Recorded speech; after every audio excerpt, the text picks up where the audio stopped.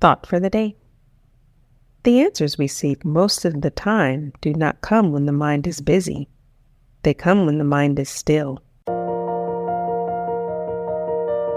Welcome to 7 Minutes for Yourself. I'm Christina Aina, and I'm so glad you've joined me for what I believe will be 7 of the most enriching minutes of your day. Let's take this time to reconnect with ourselves and improve our well-being. In today's episode of 7 Minutes for Yourself, we're discussing some tips to mentally unplug and truly recharge our mental batteries to boost mental energy levels. Have a listen. So the first tip is figuring out when you want to be fully engaged in whatever it is that you're doing, giving it your complete awareness, and when you can be a little bit less actively engaged. So some tasks, they require our full focus and concentration and attention.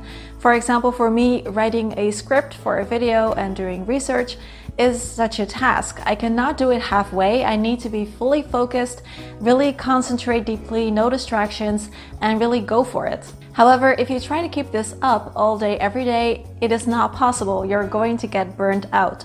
So on the other hand, you need to find some tasks that you do that do not require you to be fully engaged mentally. So for example, cleaning or making a sandwich, making lunch, or answering a phone call that's not that important.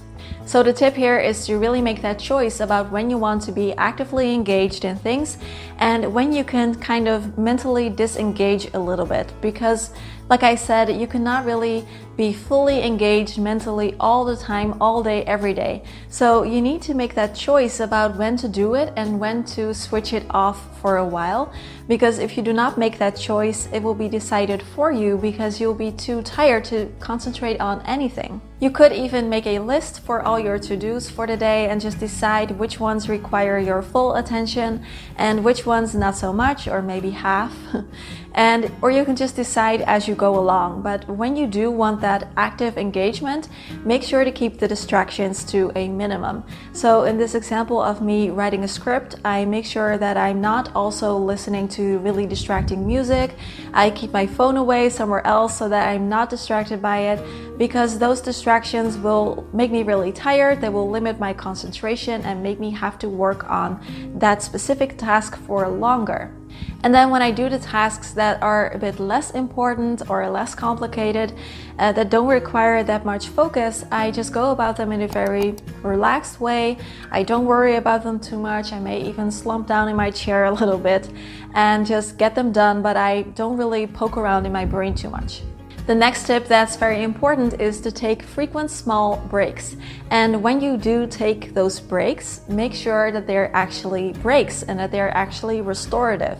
Our body and our mind are not designed to keep working 8 hours straight without a break. And even if you can keep that up for a day or a couple days or even a week, you cannot keep it up in the long run. So the tip is to take a 10 or 15-minute break every hour if possible. Now, if you're thinking that because of your job, you're not able to take that many breaks, I really know what you're talking about, and I'm going to discuss it soon.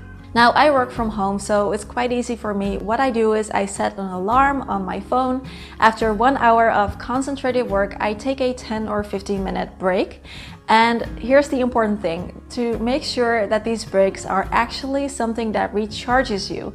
So if you've been active physically, then the key is to stop the physical activity for a while and do something with your mind. Most people will have been active mentally, and the key then is to do something else and just leave your brain alone. And this is where that myth of relaxation comes into play again that we talked about earlier. Most people, if they have a short break, they will be on their phone, which is still taxing for your mental energy levels. So instead, try not using your phone, no scrolling, no social media, no watching a YouTube video, because these things still work with your brain. So do something completely different. Stand near a window, drink a cup of tea, maybe make yourself a snack, go in the kitchen, maybe do some light stretching, or if it's possible, even go for a short walk outside. Now, of course, I realize that taking a 10 or 15-minute break every hour is not possible for a lot of jobs.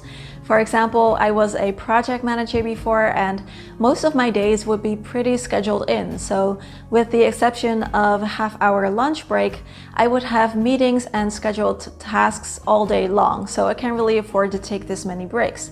But what I did do is try to find really small windows where you can just even for a minute leave your brain alone for a while and stop thinking so hard.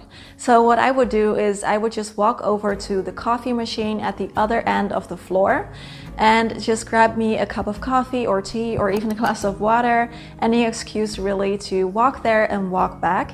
And this gave me maybe 2-3 minutes a few times a day where I could just stop thinking for a while. So taking all these small breaks might not feel very productive or feel like a waste of time, but really it isn't. It's actually very effective because it makes you work harder when you are working, because it keeps your battery level from getting depleted. So if you are really super tired, you need to take a really long break to recharge, and most people don't have that time. You know, most people cannot take a week's vacation every month. So taking all these frequent small breaks is a lot better than taking a really long break every so often. That concludes today's episode of 7 Minutes for Yourself. Please take a moment to rate and review the show on Apple Podcasts. Today and every day with your kiddo is a gift. Enjoy it. Thanks for tuning in.